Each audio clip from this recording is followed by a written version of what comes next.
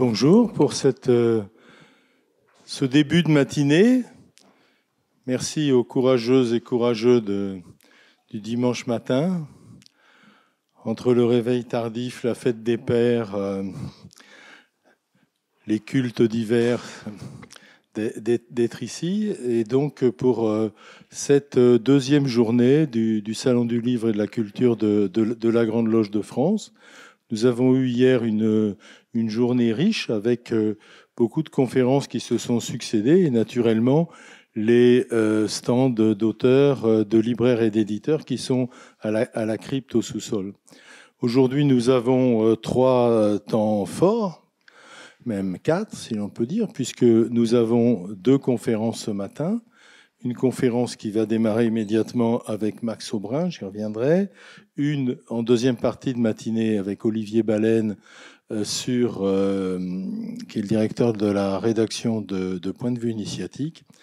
Et puis cet après-midi, nous avons une conférence de clôture avec Thierry Zaveroni et Liliane Mirville, grand maître et grande maîtresse de la Grande Loge de France et de la Grande Loge féminine de France. Enfin, chacun d'une des 2 obédiences, naturellement. Aujourd'hui, nous commençons avec Max Aubrin qui va être présenté par Lionel Guernauty, qui est la cheville ouvrière de ce salon. Mais je voulais saluer particulièrement la présence de Max, parce que Max est le président délégué de l'association qui s'appelle Musée, Archives, Bibliothèque de la Grande Loge de France, et qui, comme son nom l'indique, chapeaute la bibliothèque, les archives, et ce qui est maintenant le musée. Alors, on l'appelait musée avec un peu d'anticipation et un peu d'emphase, sans doute, parce que nous avons des collections extrêmement importantes ici, ce sera évoqué, dont 10%, peut-être un peu plus, sont présentés dorénavant, juste à côté d'ici, dans cet espace muséal d'exposition, qui a reçu un avis favorable de la commission idoine du ministère de la Culture le 22 mai dernier pour obtenir le label Musée de France. Et donc c'est quelque chose d'extrêmement important à plusieurs titres. D'abord parce que ça reflète le travail extraordinaire qui a été fait en peu de mois par Max Aubrin, Marcella Louvel et les équipes qui se sont agrégées autour d'eux, Marcella Louvel étant la conservatrice du patrimoine qui est en charge, sous l'autorité de Max, de la mise en œuvre de ce dispositif de musée. Et puis ça permet de donner une nouvelle dimension à cet endroit, l'hôtel de la Grande Loge de France, dont nous avons voulu, particulièrement sous l'impulsion de notre grand maître Thierry Zaveroni, faire un lieu beaucoup plus ouvert au public, beaucoup plus ouvert sur l'extérieur et sur le monde qu'il ne l'était auparavant. Et ça nous semblait naturel parce qu'ici, c'est un lieu qui est empreint d'histoire un peu rocambolesque parfois, puisque après avoir été l'église Saint-Antoine de Padoue du couvent franciscain de Paris en 1886, c'est devenu en 1906 un cinéma muet, le féerique cinéma, puis ça a été un bal-musette, le bal de la Veille, le Sporting Palace, après la Première Guerre mondiale jusqu'en 1929, avant que la Grande Loge de France ne s'y installe sur l'intégralité du bâtiment en 1929. Naturellement, il y a eu l'intermède 40-44 que vous imaginez bien, et ici, c'était le siège d'une officine anti-maçonnique j'allais dire de Vichy, enfin c'est de Paris occupé, sous la direction d'un nommé Henri Coston, qui était un obsédé, je pense que ce n'est pas trop fort, de l'antisémitisme et de l'antimaçonnisme, et qui avait installé ici un centre d'archives et de documentation anti-maçonnique. Et puis nous avons repris ces locaux en 1944 au moment de la libération de Paris, et s'est installé ici pendant 2 ans un centre militaire maçonnique américain de soldats qui avaient participé à la libération de Paris.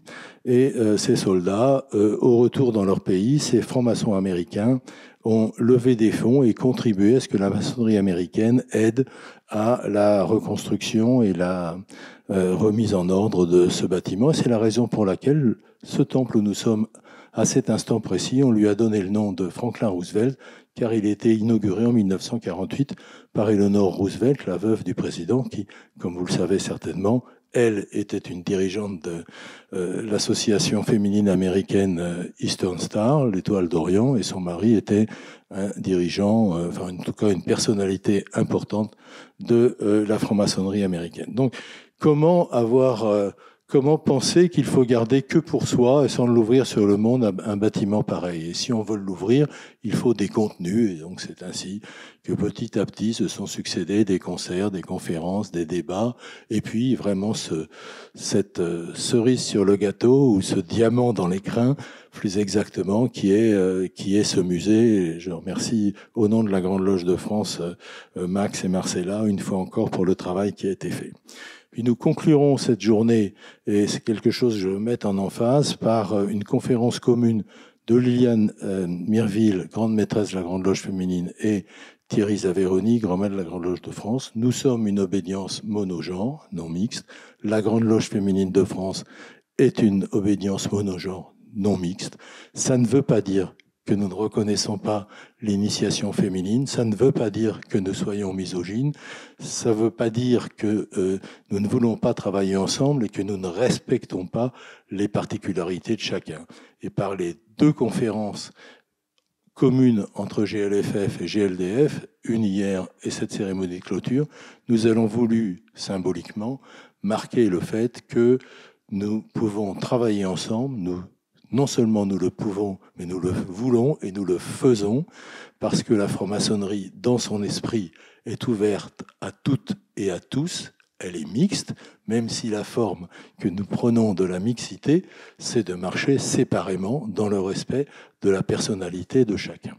Voilà l'introduction que je voulais faire sur cette journée, et je cède la parole à Lionel qui, lui, va vous présenter Max et la conférence de ce matin. Bonne journée. Merci beaucoup Dominique pour cette présentation. Alors, il me revient le plaisir, le bonheur de présenter Max Aubrin. Ethnographe de la mémoire matérielle, amoureux de la transmission par le geste, Max Aubrin proposera un voyage érudit et sensible au cœur de ce que l'on pourrait appeler une archéologie symbolique de la franc-maçonnerie. Dans sa conférence intitulée « L'objet et le geste, un regard sur la culture maçonnique », Max Aubrin va nous révéler, non pas des secrets, mais certains peut-être de son métier. À partir de son expérience de conservateur des musées de Chauvigny, de bijoutier, d'agriculteur, mais aussi de franc-maçon engagé au sein de la Grande Loge de France, et Dominique l'a très bien dit, Max est le président délégué du musée Archives Bibliothèque, il mêlera des anecdotes concrètes, des évocations symboliques et des interrogations profondes sur ce que signifie transmettre dans une société où les objets peuvent perdre leur pouvoir d'évocation. Max Aubrin, mon cher Max, je te cède bien volontiers le micro. Oui, bonjour, je salue les courageuses et les courageux qui ont bien voulu honorer de leur présence cette présentation. Cette présentation va probablement un peu vous surprendre parce que je vais très peu parler des objets maçonniques. En revanche, je vais parler de tout ce qui m'a amené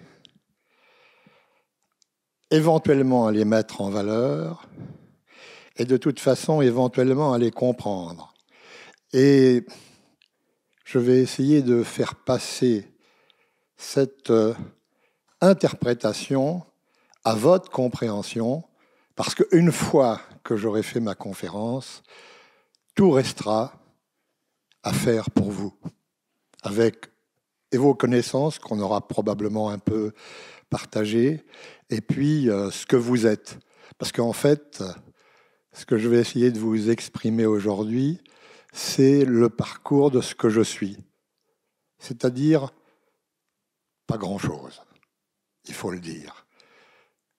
En revanche, toujours une grande passion pour le geste et pour l'objet.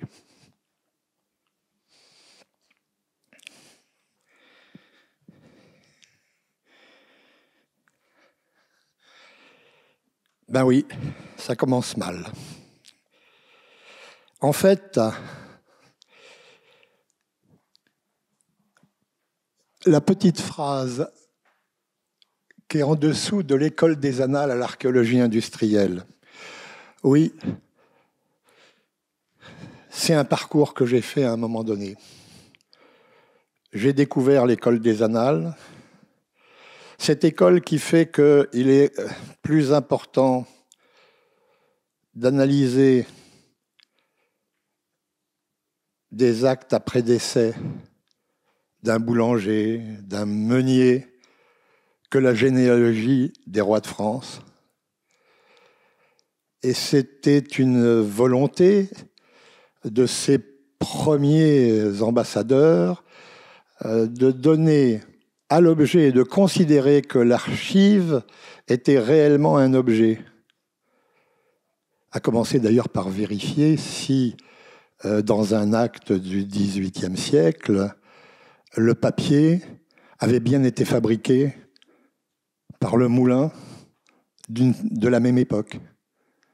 Donc on regardait les marques qu'il y avait sur les papiers. C'était la première fois qu'on faisait ça. En fait, l'objet, en tant qu'archive, comprenait la totalité de cette archive, y compris sa matière. Et puis, de fil en aiguille, un jour, on a demandé à un correspondant dans mon Poitou pour répondre à une nouvelle science qui s'appelait l'archéologie industrielle et qui a été très discutée. D'abord parce qu'on opposait archéologie et industrie, alors que tout le monde connaissait l'industrie lithique, qui n'appartient qu'à l'archéologie, ou presque. Donc tout le monde se bagarrait. Ceci dit, moi j'étais loin de ces écoles. On m'a demandé de faire un travail, je l'ai fait. Et j'ai fait un inventaire des moulins des sites hydrauliques, parce que ça ne s'appelle pas des moulins, ça s'appelle des sites hydrauliques d'un ancien arrondissement. Et c'est comme ça que j'ai commencé à toucher ce qu'était l'objet, en fait. Parce que si vous étudiez un moulin et que vous n'allez pas voir ce qu'il en reste, et parfois il n'en reste que le son, si bien que c'est quand vous descendez la rivière en bateau que vous entendez le moulin arriver, alors que vous ne voyez plus rien, puisque c'est simplement l'eau qui rencontre quelques difficultés, qui sonne différemment, et du coup le moulin n'est visible ou audible que par ce son qui est un objet. Je ne rappellerai pas les thèses de Schaeffer sur l'objet musical. Hein. Donc, ça m'a sensibilisé à ça. Et puis, évidemment, dans ma ville, il y avait une fabrique de céramique. C'est d'ailleurs ça qui m'avait convaincu. Parce que, puisque je fouillais aussi sur un site de l'époque romaine, j'étais plus capable de donner des noms de potiers de la Grove-Zinc du 1er siècle que de donner des noms de potiers du 19e siècle de l'usine qui continuait à travailler à Chevigny. Donc, quelque part, c'était un peu curieux et puis c'était ennuyeux de ne pas pouvoir répondre. Et en étudiant évidemment les productions de l'usine de Chevigny, la porcelaine à Pilco, j'ai essayé de conserver tout ce qui pouvait se matérialiser par des objets et les expliquer par une vie, par la vie de ceux qui soit les ont utilisés, soit les ont créés, soit les ont évidemment utilisés. C'est pour ça que vous avez sur cette photo une tasse qui a été... C'était de la porcelaine Hôtel. Donc c'est une tasse qui a été dirigée qui a été commercialisée dans toute la France.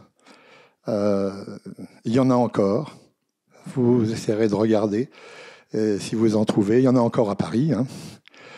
Ces tasses qui sont de nouveau fabriquées, mais en très petit nombre, en revanche, avaient été fabriquées et distribuées sur toute la France. Et curieusement, les tours de potier qu'il y avait à l'époque. On est en 1920 à 1970, eh bien, étaient animés par des moteurs électriques qui eux-mêmes étaient alimentés par un moteur à vapeur. Et c'est le moteur à vapeur que vous avez derrière. Donc vous avez une relation directe entre cette tasse et le moteur à vapeur qui est derrière. Et tout ça, c'est probablement grâce à la mentalité et à ce qu'a créé l'école des annales.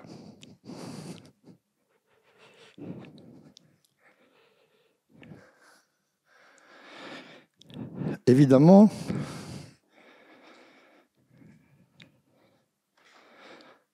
le geste, verbe du corps. On a beaucoup plus vécu avec le geste qu'avec l'écriture, hein, depuis, en tout cas pour l'Homo sapiens, c'est évident, mais on a beaucoup plus vécu longtemps avec le geste, et même à une époque sans la parole. Il n'empêche que ce geste a permis non seulement de correspondre, non seulement d'étayer des civilisations, mais en plus d'en être, par les objets qui ont été fabriqués, la détermination des moments. Aujourd'hui, on va qualifier certaines périodes, en particulier paléolithiques ou néolithiques, c'est-à-dire des premières pierres taillées aux pierres plus sophistiquées comme celle-ci, des moments, des époques et des fonctionnements. Je vous rassure tout de suite, on les connaît encore très mal. Ce rapport à l'objet est souvent imaginé plus que déduit.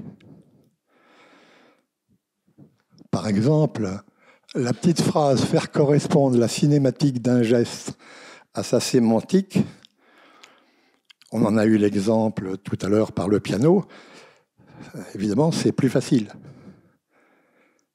Mais quand c'est une feuille de laurier comme celle que vous voyez, qui est une petite pierre de 6 à 8 cm, qu'il a fallu fabriquer, qui est relativement difficile à fabriquer, dont il faut comprendre la chaîne opératoire, j'y reviendrai, c'est en fait tout cela qui fait qu'aujourd'hui, nous tournons autour des équerres et des niveaux et des compas, et que ça nous paraît finalement presque naturel. Évidemment, il y a une grande distance dans notre tête entre les outils qu'on a aujourd'hui dans notre tête et les outils qu'on n'avait pas hier. Pour les archéologues se pose d'ailleurs toujours le problème de savoir si ces objets contiennent une dimension de l'imaginaire, ou tout au moins d'une dimension d'un respect, ou d'être un contenant qui, aujourd'hui, ne nous apparaît pas systématiquement. En revanche, le fait d'essayer de les refabriquer, le fait d'essayer de refaire la chaîne opératoire qui les a fabriqués, nous fait quelque part prendre conscience de ce qu'ils étaient.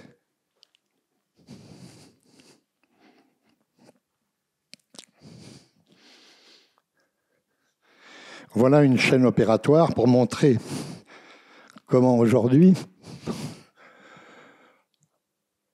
on fait de l'archéologie. C'est-à-dire qu'il ne suffit pas d'aller dans un endroit où des personnes ont vécu avant nous, mais il s'agit aussi de voir comment ils ont vécu et comment ils ont fabriqué leurs objets. Essayez de faire ça avec tous les objets qui sont autour de vous et vous verrez, vous apprendrez plein de choses. Sur la nature de la matière. La bakélite, par exemple, hein, ou d'autres objets, la porcelaine, la céramique en général. Là, c'est du silex, et un silex très particulier. Parce qu'il y a autant de variétés pour faire des outils qu'il y a aujourd'hui de céramique qui vous entoure. Alors, les chaînes opératoires.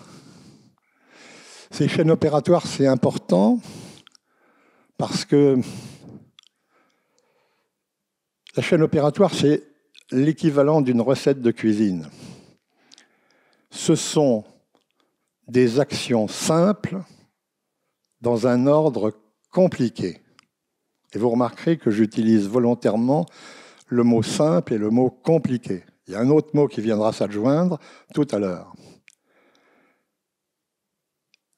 Une action simple, alors on va prendre une bête recette de cuisine, un œuf sur le plat. Il vous faut connaître la nature de l'œuf. Il faut savoir qu'un œuf, ça se casse. Il faut savoir qu'à l'intérieur, ce qu'il y a. Et puis, il faut avoir un ustensile pour pouvoir éventuellement le faire cuire, le faire chauffer. Tout ça, ce sont que des conceptions simples que vous avez dans la tête et vous utilisez des gestes pour les mettre dans l'ordre. Il est bien évident que si vous cassez l'œuf à côté de la poêle, eh bien, ça ne va pas marcher. Et tout ça, c'est une chaîne opératoire. Ça vous paraît évident, tout ça, mais ça ne l'est pas systématiquement.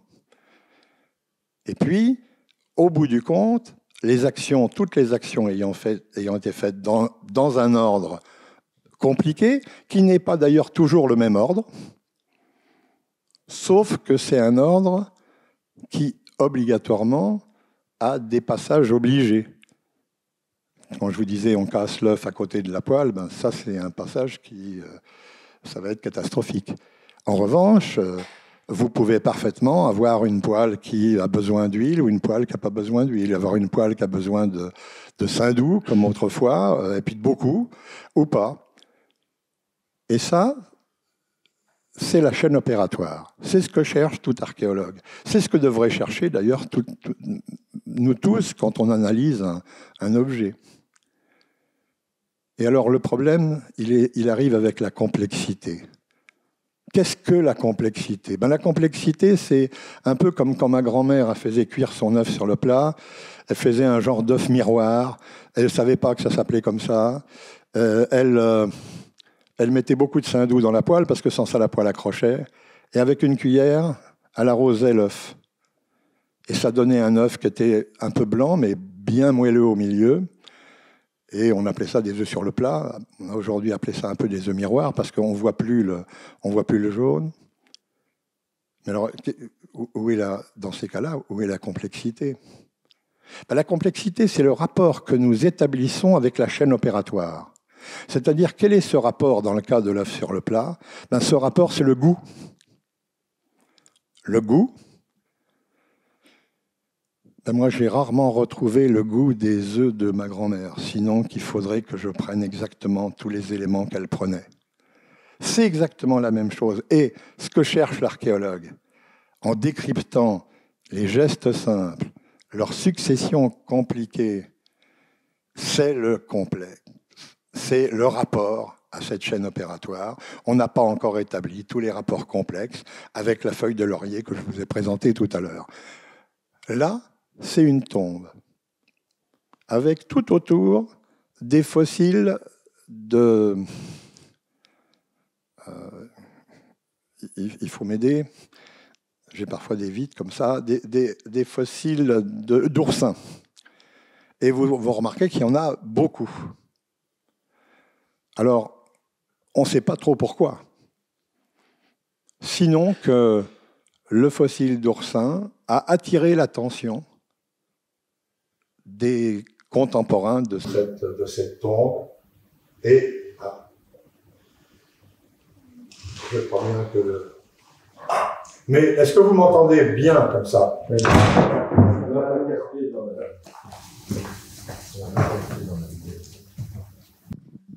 Ça marche ? Bon.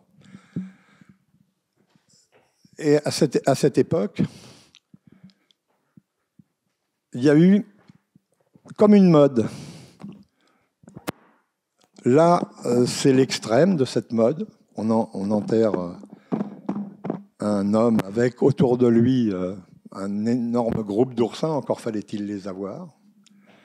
Mais ce qui est plus intéressant, c'est parfois, on a trouvé des fossiles d'oursins qui avaient été conservés, évidemment, dans des endroits où les premiers hommes vivaient, où ces premiers hommes vivaient. On est au néolithique, hein, c'est-à-dire moins 8000, moins 7000, moins 8000. Or, un de ces fossiles d'oursins a été déterminé comme venant d'un gisement à plus de 2 vies de distance. Alors, 2 vies de distance, c'est-à-dire que pour parcourir à pied la distance entre l'endroit où il n'y avait que cette variété d'oursins en résurgence et l'endroit où on l'a trouvé, il y avait, je ne me souviens plus du nombre de kilomètres qui avaient été donnés par les archéologues, mais en tout cas, cette distance ne pouvait pas être franchie dans une vie, même dans 2 vies, il fallait quasiment 3 vies. Alors pourquoi c'est intéressant ? Ben, c'est intéressant parce que cet oursin, il a frappé l'imaginaire de celui qui l'a trouvé. Celui qui l'a trouvé a fait un geste, a pris cet oursin, l'a conservé. Il a dit aux personnes qui descendent de lui qu'il fallait conserver cet oursin. Et pendant 3 générations, on a conservé cet oursin. C'est ce que ça dit. C'est une des manières de voir le rapport complexe que nous avons avec une chaîne opératoire. C'est-à-dire que la conservation, la charge sur cet oursin est une charge symbolique. Est-ce que c'est le premier collectionneur ou est-ce que c'est le premier objet collectionné ? Probablement pas. Mais en tout cas, c'est un geste et un geste de complexité.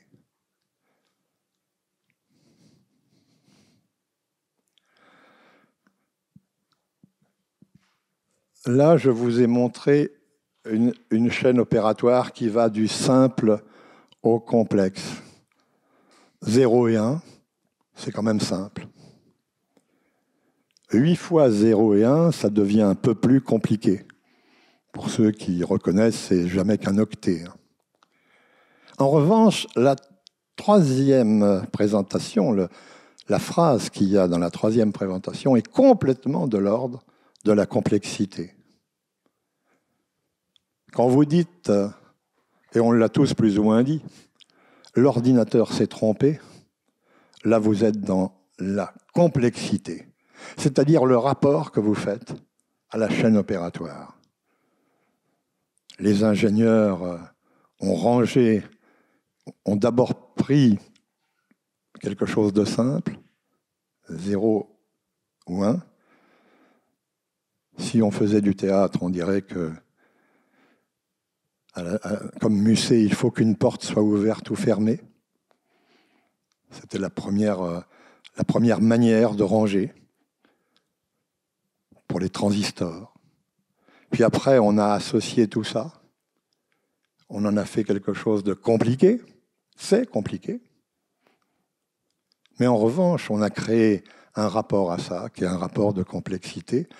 Aujourd'hui, je ne veux pas rentrer dans les détails, mais j'ai peur qu'on ne se marie pas bien, globalement, en tout cas dans ce qu'on dit sur les médias, avec la complexité de l'IA. Parce que quelque part, ça fonctionne dans les mêmes conditions. Il y a eu des actions simples. Ces actions ont été compliquées, ordonnées, compliquées, dans des chaînes opératoires compliquées. Et nous avons un rapport complexe, et ces rapports complexes peuvent être bénéfiques ou maléfiques. Là, c'était pour revenir aux oursins, pour vous montrer que ce n'était pas une anecdote, et que les archéologues ont essayé de voir où on retrouvait des oursins. Et vous remarquez qu'on ne les retrouve pas systématiquement. Alors, à côté de la mer, puisque ce sont des fossiles, il n'y a aucune raison. Mais ce qui est plus curieux, c'est qu'on en trouve beaucoup à côté de la mer quand même. Alors, pour des raisons probablement géologiques, hein. Mais il n'empêche que vous voyez que la communication à cette époque pouvait être une communication pas si neutre que cela.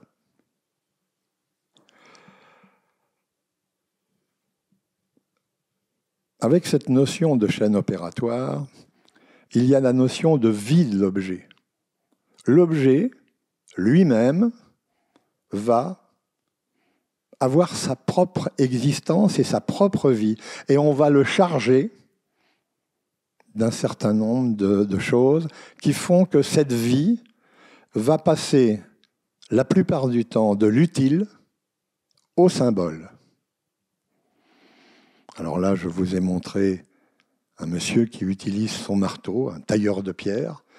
Ça correspond, nous, à notre démarche, dans une partie de la symbolique qu'on évoque, voire de l'histoire qu'on évoque. Et puis, ce marteau, on va le retrouver dans un porte-clés. Et là, j'aurais tendance à faire un jeu de mots facile. On passe de l'utile au futile. Le porte-clés est bien utile, mais la représentation du marteau est quand même relativement futile. Et puis, on passe à la grande symbolique, qui est quand même la symbolique de l'industrie. Le marteau sur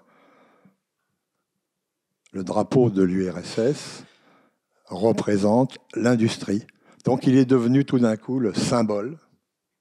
Et c'est pourtant un objet très trivial, le marteau. Et vous voyez que quelque part, on lui a donné un parcours. Tous les objets ont tendance à avoir ce parcours. Ils ont quelque chose de plus. Si un archéologue découvre les premiers marteaux, ces premières haches d'ailleurs qui servaient de marteau, qui ont remplacé le poing, parce que quand l'homme a voulu frapper sur quelque chose de dur, il a bien compris qu'il se faisait mal. Vous voyez le geste. Donc il a pris une pierre. Et il a remplacé la pierre dans sa main. Et puis après, il a mis un manche à la pierre, pour différentes raisons. Alors on peut les expliquer.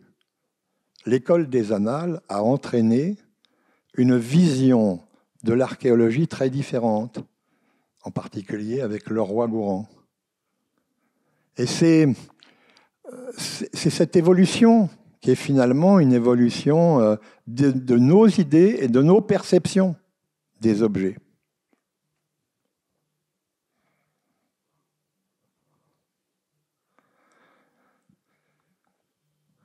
L'histoire du triangle.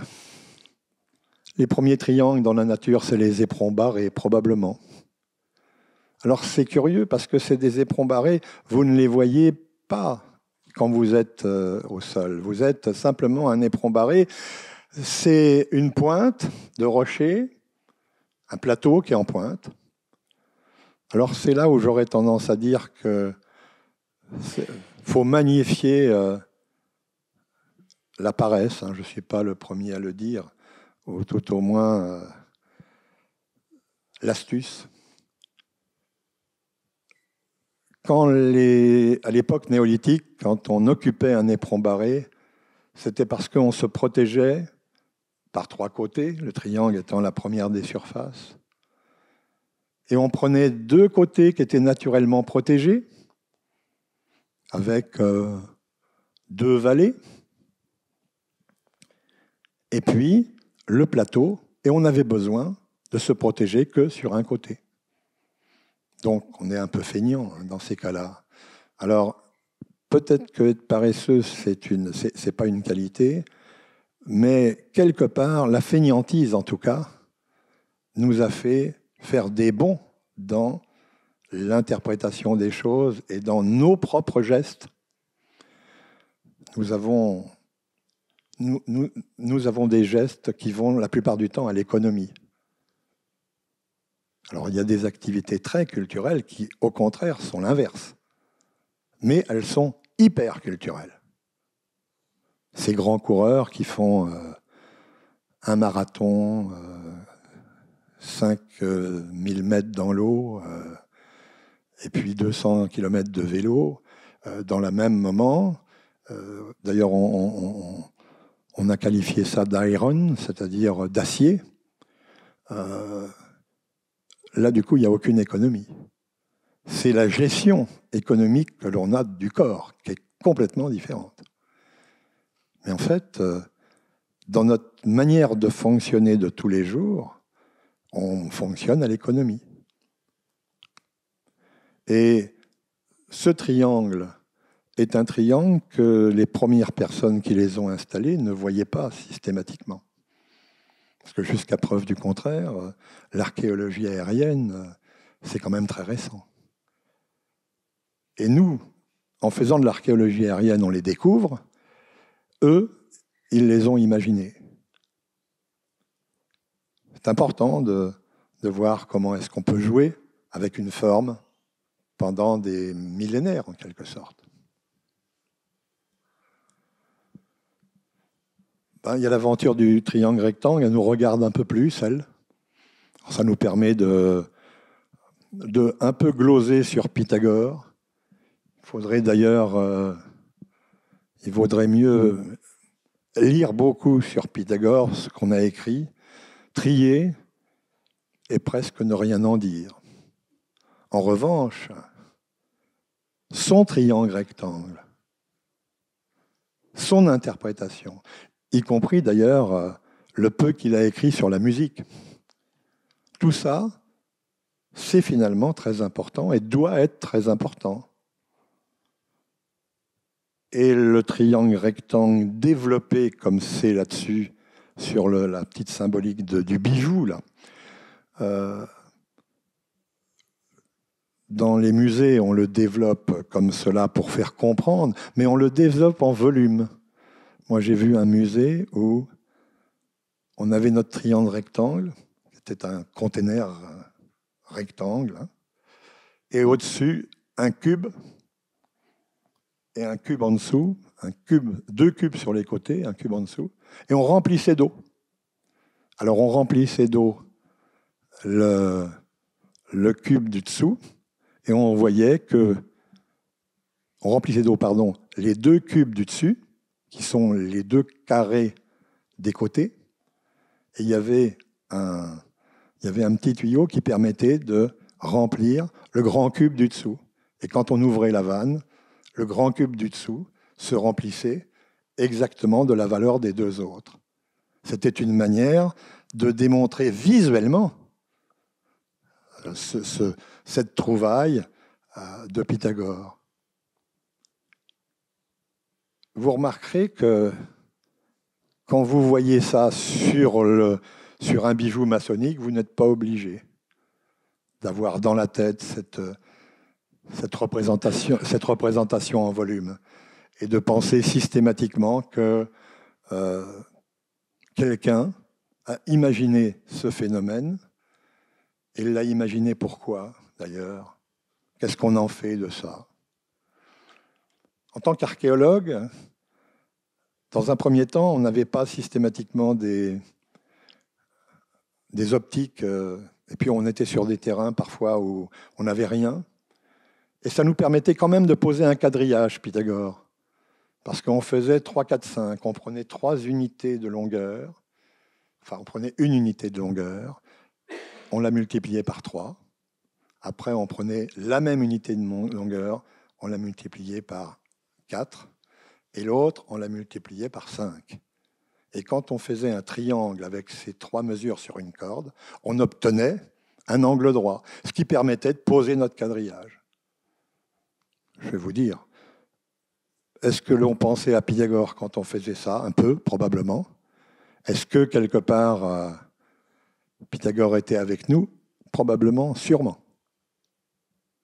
Et ce 3, 4, 5, vous l'utilisez, on peut l'utiliser pour vérifier des choses, hein, avec un empan. 3, 4 et 5. si vous avez des fils de 3 à 4 et de 3 et 4, eh ben, vous mettez 5 avec l'ampant et vous obtenez un angle droit, comme ça. Donc quand on regarde ça,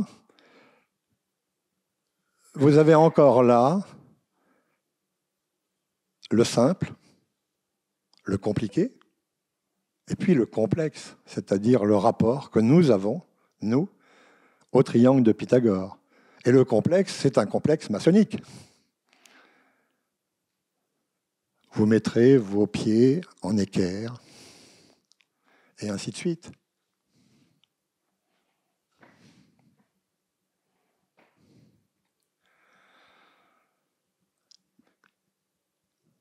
Ce qui a fait comprendre l'objet, c'est la notion de collection. Alors vous avez dans l'Antiquité des grands collectionneurs. Pour moi, l'un des plus grands collectionneurs, c'est évidemment Pline. Alors certes, il collectionne plus les mots que les objets, mais il a vu quasiment tous les objets qu'il décrit. Et dans ce qu'il écrit, les mots lui permettent de ranger le monde et d'observer l'inutile. Évidemment, l'inutile d'un moment, parce qu'observer le monde, ça devient à un moment donné très utile. Et ce qui est étonnant, c'est que ces pierres que je vous présente là, dans Pline, ça s'appelle des céronies ou des pierres de tonnerre. Vous avez reconnu, ce sont des haches polies, donc probablement de l'époque du néolithique, c'est-à-dire moins 3000, moins 8000, chez nous, parce qu'ailleurs, ce n'est pas les mêmes espaces. Et du coup, ces pierres transportent l'idée que donne Pline qu'elles ont été envoyées sur la terre par des coups de tonnerre, éventuellement. Alors quand j'étais gamin, j'avais 7-8 ans, je m'intéressais à tout ça. Et mon père, qui était bijoutier, disait à tout le monde « Ah, mon fils, il fait collection ». Et les paysans autour amenaient à mon père, qui était quelqu'un de très bien vu, bijoutier opticien, qu'emmenaient les gens, quand ils n'avaient pas de voiture, chez l'ophtalmo qui était à Poitiers. Donc il y avait une relation qui n'était pas tout à fait une relation. La relation mercantile, elle existe, il n'y a aucun problème. Mais ce n'était pas que cette relation mercantile. Tiens, c'est la complexité, ça, à la chaîne opératoire de la fabrication des lunettes. Donc, il disait à tous ces gens qu'il voyait, mon fils fait collection. Et un jour, un paysan m'amène une pierre comme ça, et il dit, c'est une pierre de tonnerre. Alors vous voyez que, quelque part, dans l'inconscient collectif, ou le conscient à travers les âges, eh bien, les pierres de tonnerre de Pline résonnaient dans la tête de ce paysan du fin fond du Poitou qui appelait ça des pierres de tonnerre et qui disait c'est parce qu'il y a eu un coup de tonnerre et puis ça a été créé par... Alors, je n'ai pas analysé ce fonctionnement, j'avais 7 ans, j'aurais dû poser des questions à ce paysan, savoir d'où il avait tenu ça, parce que très souvent, il y a quand même une explication dans ces continuités. Mais il n'empêche que c'est très curieux. Et que la collection est quelque chose qu'il faut analyser, là encore, et qu'il l'a été d'ailleurs. On a trouvé une tête grecque, tout près de chez moi, dans une villa romaine. Bon. De là à dire que c'est un collectionneur qui a emmené cette tête grecque dans sa villa à côté de Châtellerault, il n'y a qu'un pas. En tout cas, c'est un objet qui nous vient de Grèce et qui a été conservée et exposée dans une villa romaine. Vous remarquerez qu'on n'est pas si loin que ça de l'oursin.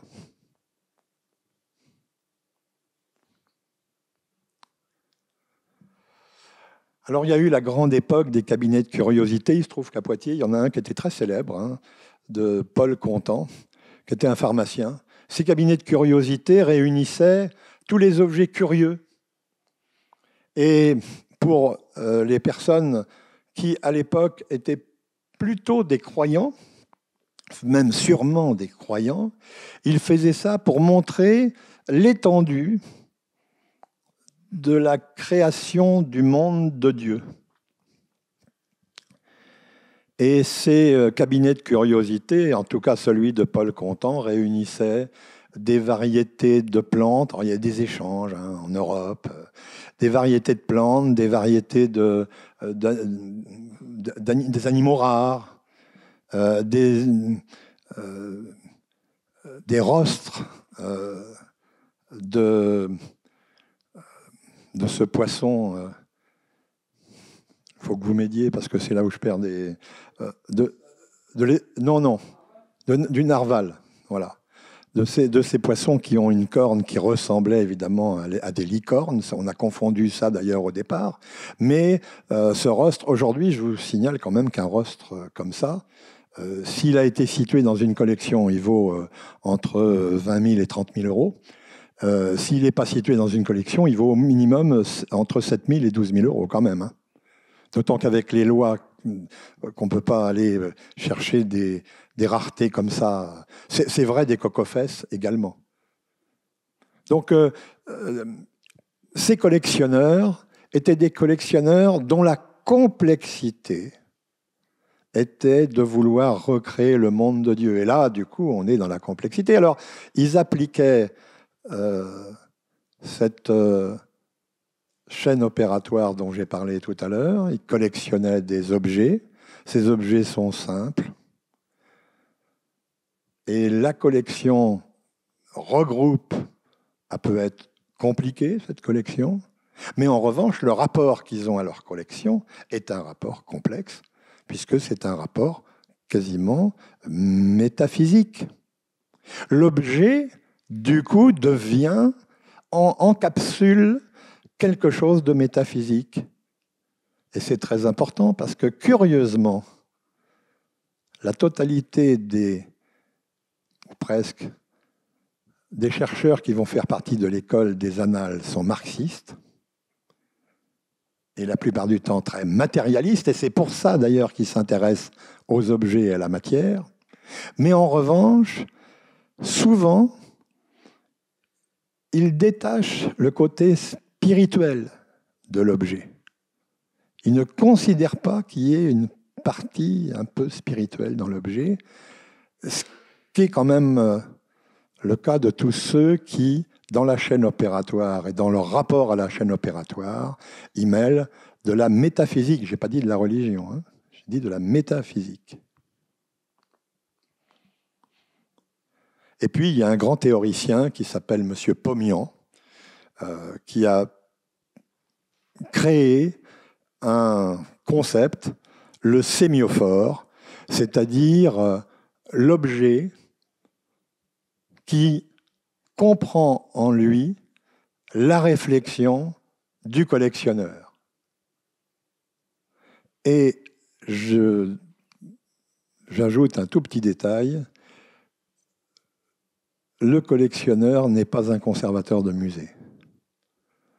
Parce qu'un conservateur de musée peut être un peu collectionneur, mais il a une autre charge par rapport à sa collection, c'est qu'il a la charge de l'État.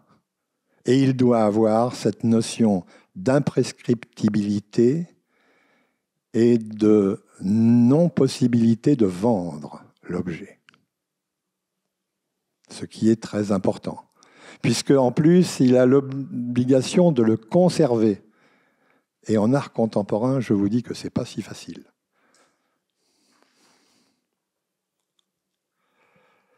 Alors la culture maçonnique, mais la culture en général, Parce que pour moi, il n'y a pas de culture maçonnique. Hein. Il y a une culture en général. Alors j'analyse la culture en général et puis je la reporte à la maçonnerie. Dans la culture, il y a les lieux. Alors pour nous, évidemment, il y a les lieux qu'on a créés. C'est le cas du Cercle de Montpellier, un architecte, il a créé. Lieu très important, hein, où on vit et où aujourd'hui, il y a une dynamique culturelle. C'est-à-dire que là, du coup, c'est presque un pléonasme. À l'intérieur de ce lieu, il y a un centre culturel et il y a même un certain nombre d'objets qui, au demeurant, appartiennent au MAB, mais sont présents dans cet espace. Je vous ai mis le schéma, ça a un nom ce schéma, pour la création du Cercle de Montpellier. Pour les églises, on a la même chose. Là, c'est le temple de Rochefort. Et là, vous allez m'entendre parler pour la première fois et probablement pour la dernière fois d'histoire. Ce temple, il a une histoire. Il appartenait au Grand Orient au départ, en 1848. Et puis, le maire de Rochefort, qui était franc-maçon dans les années 1900, a proposé à ces personnes qui étaient dans la loge de venir s'installer dans la mairie. Évidemment, un certain nombre ont été séduits par cette opération. Et puis, les autres, ils sont restés. Et puis, à un moment donné, il y a vers 1904-1908, il y a eu une dichotomie entre les deux groupes. C'est bien connu que les francs-maçons se disputent. Comme les compagnons du Tour de France, d'ailleurs, au demeurant. Hein. Mais rien à voir entre les deux, quand même. Eh bien, ils sont arrivés avec armes et bagages à la Grande Loge. Si bien que le côté un peu paradoxal d'aujourd'hui, c'est que la Grande Loge est très fière d'avoir un temple classé, puisque depuis, la Grande Loge a demandé à l'État si on pouvait classer cet endroit. Il est classé, avec des objets aussi classés, des objets de l'intérieur de cette... Et c'est la Grande Loge qui le fait visiter, et quand on est très honnête, il faut bien dire qu'au départ, c'est un temple du Grand Orient.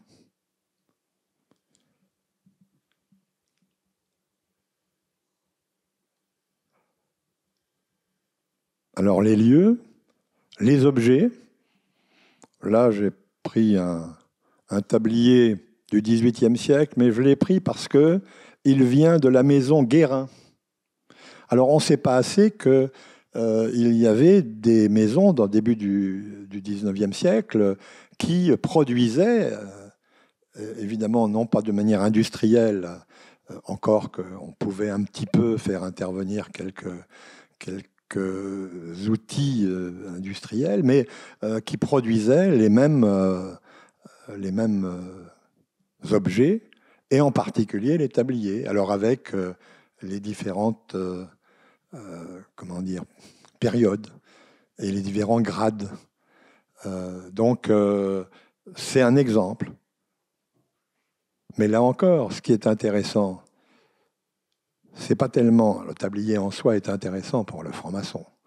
Il est intéressant pour celui qui veut y voir développer sa symbolique. Mais ce qui est intéressant, c'est de voir qu'il y a une maison qui a eu assez de développement de la maçonnerie pour qu'il y ait une maison qui puisse, à Paris, fournir les francs-maçons.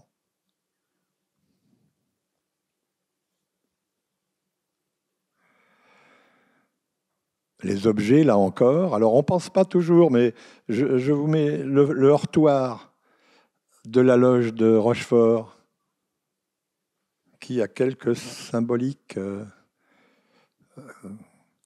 On ne peut pas le trouver sur une autre maison, ou alors il faut cultiver les mêmes symboles. Bon, le maillet, mais tout le monde connaît ces familles d'objets. Alors plus rare, la machine à voter.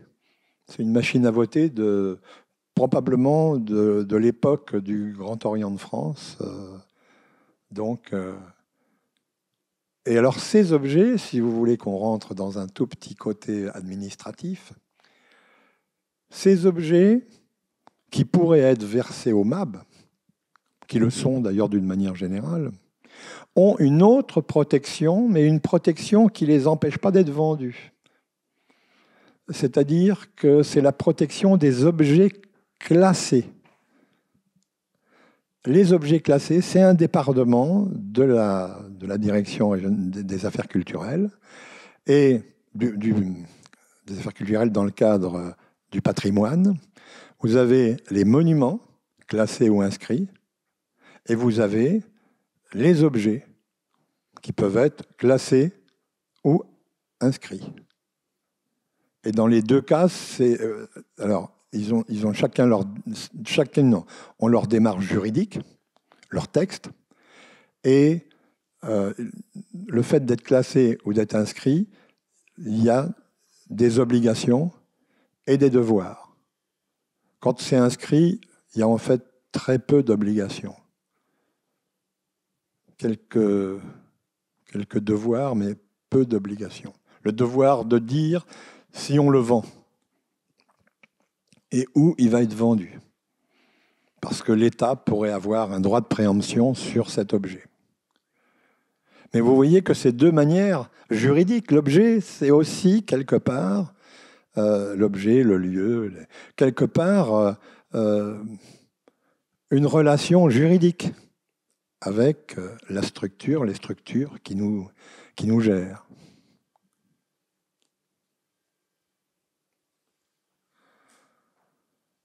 Voilà des objets qui ont été donnés à des frères du Temple de Montpellier. Les frères les ont donnés au musée de la Grande Loge. C'est des sculptures de Roland de Volder. Et alors, ce sont des objets extraordinaires, hein.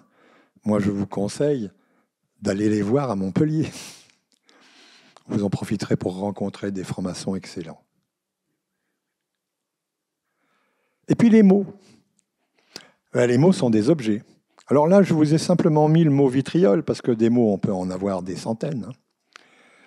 Les mots font partie d'une culture maçonnique. Alors je vous ai mis la représentation de l'esprit de vitriol en symbolique alchimique.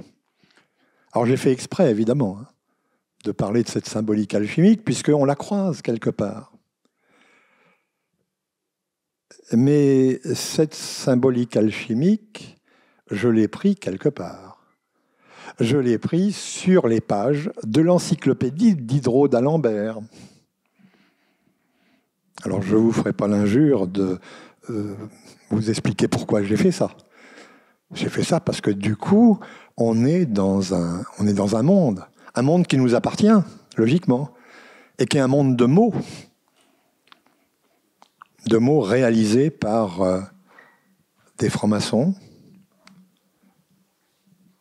et dont l'école des Annales dit « Les Anglais avaient les outils intellectuels pour parler de l'athéisme,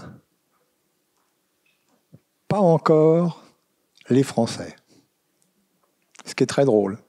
Alors, dans l'école des Annales, il parlait plutôt du XVIIe siècle que du XVIIIe. Mais c'est un bel exemple de montrer qu'il y a aussi des outils intellectuels qui nous permettent de penser.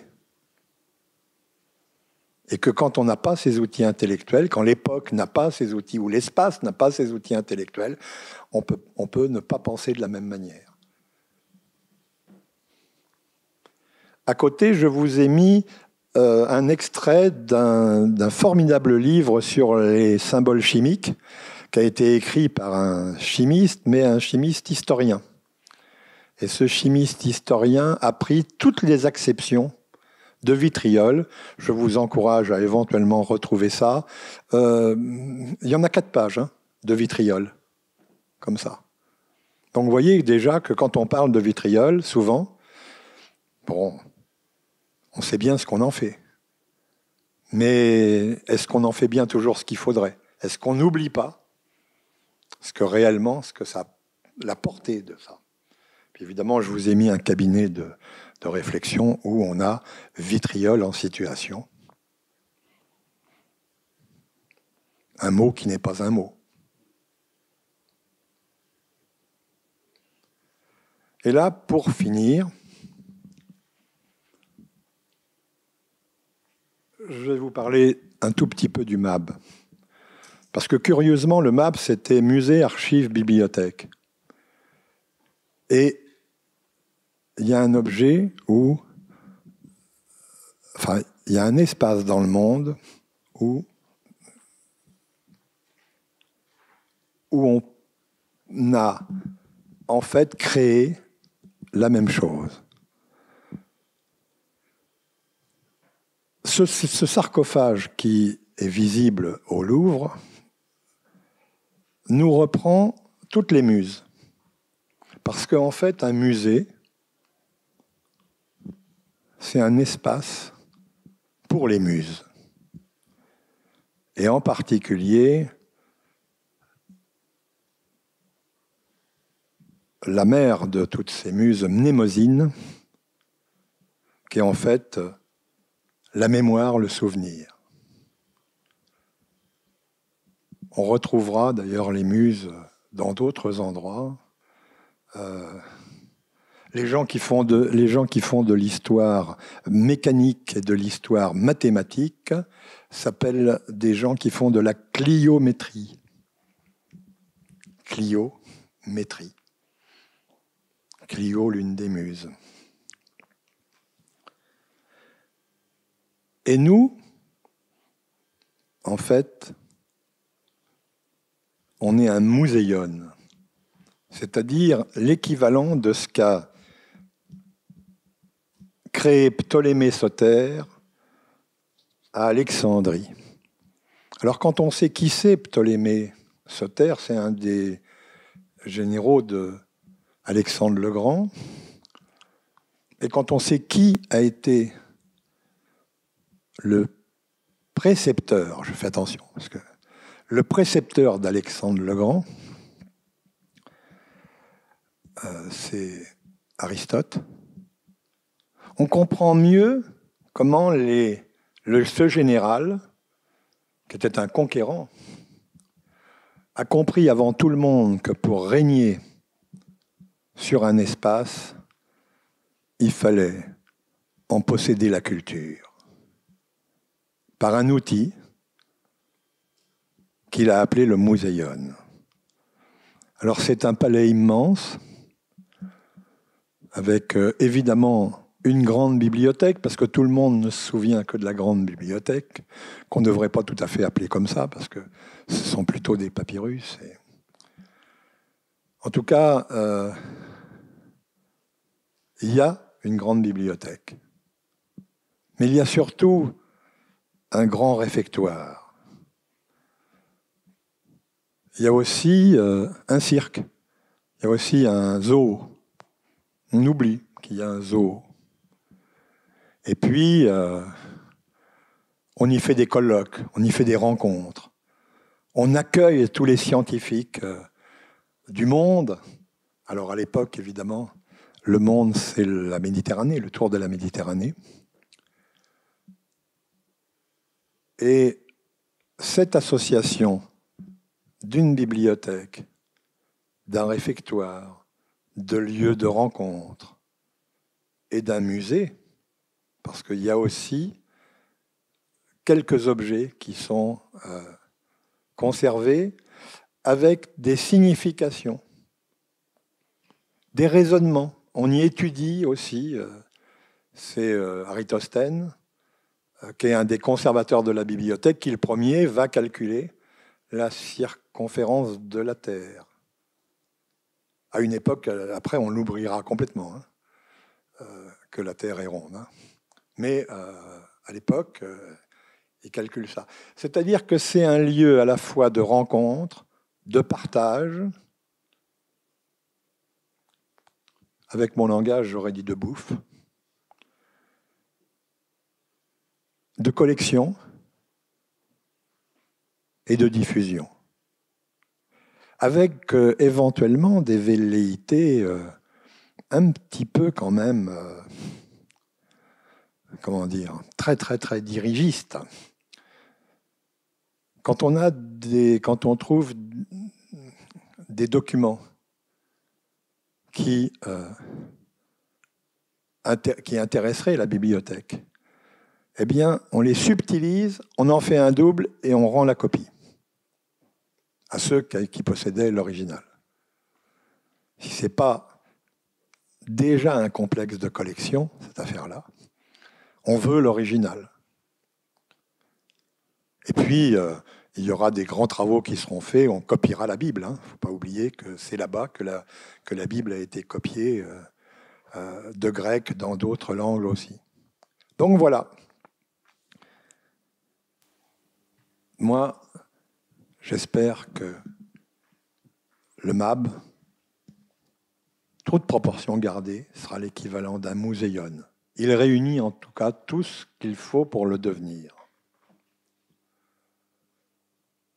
Il y a des acquisitions qui sont faites par le MAB.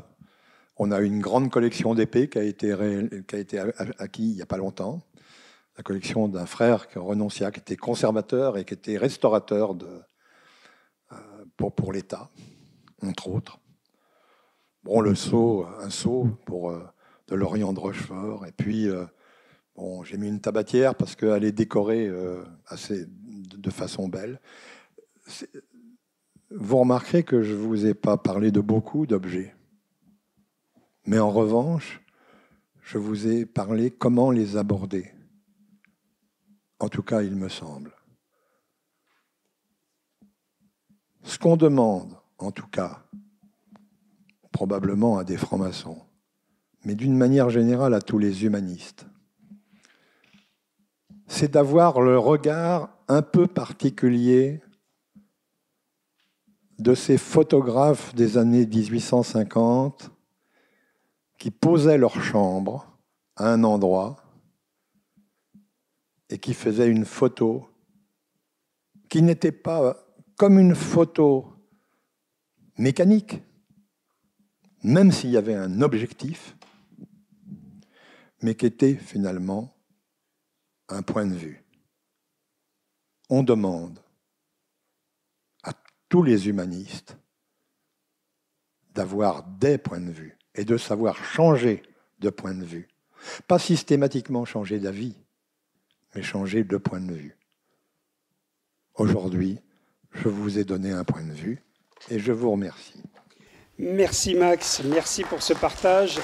Merci pour ce point de culture qui va bien au-delà de la fraternité. Tu as su éveiller en nous plein de curiosités, notamment en ce qui concerne le temple de Rochefort qui se situe rue Lafayette. Alors c'est quand même amusant. Je voulais savoir s'il y avait quelques questions dans l'assistance. Sinon, moi, j'en aurais peut-être une pour Max. Quel est ton objet préféré au sein de notre musée? Tu as évoqué Renoncia, notre frère passé à l'Orient éternel beaucoup trop tôt, qui a réalisé plusieurs épées d'académiciens d'ailleurs. Alors, ne serait-ce peut-être une épée? Non, je ne sais pas. Dis-nous. Alors, curieusement, moi, c'est pas dans le musée que j'ai les objets. L'objet qui me tient le plus à cœur, moi, c'est cette feuille de laurier que je vous ai présentée, parce que pour ma part, elle contient tout ce que probablement j'ai cultivé en moi et que je vous ai fait un peu partager, pour avoir essayé d'en fabriquer. C'est dément. C'est dément. Vous comprenez, on peut devenir pianiste. On a un objet devant nous. En plus, les pianistes, c'est plus facile que les violonistes parce qu'ils ne fabriquent pas la note. Mais quand vous avez un morceau de pierre devant vous, là, que vous l'avez choisi, parce que vous ne pouvez pas faire ça avec n'importe quoi, et que vous vous trouvez alors que vous avez étudié des techniques, que vous avez une science de la main, donc de la tête. Hein. Arrêtons ce genre de dichotomie. Hein.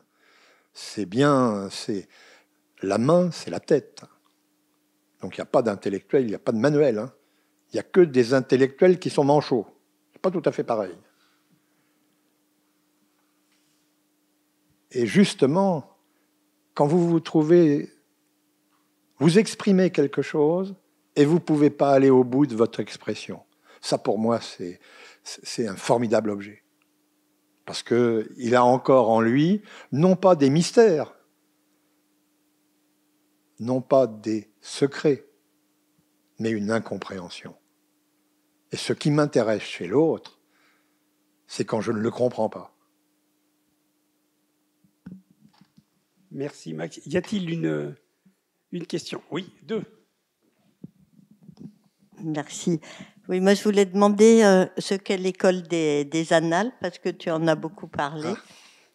Et puis ce que je voulais dire comme commentaire, c'est que je trouve que grâce au temps et à l'espace, tu nous as amenés dans une chaîne d'union extraordinaire. Et je t'en remercie de tout cœur. Alors, l'école des annales, c'est vers 1900. Hein, il y a un monsieur qui s'appelle Fèvre, Bloch, Jean-Marc Bloch, qui sont des gens qui analysent et qui s'inscrivent en faux contre toute cette histoire qui a été faite sur des textes et seulement sur des textes et qui est seulement sur des, enfin, je caricature, hein, sur des généalogies. Bon, on ne tient pas compte de, en fait, on ne tient pas compte de tous ceux qui ont fait l'histoire, mais qui ont fait l'histoire dans leur pays, dans leurs fermes, dans leurs usines. C'est-à-dire ceux qui touchent l'objet.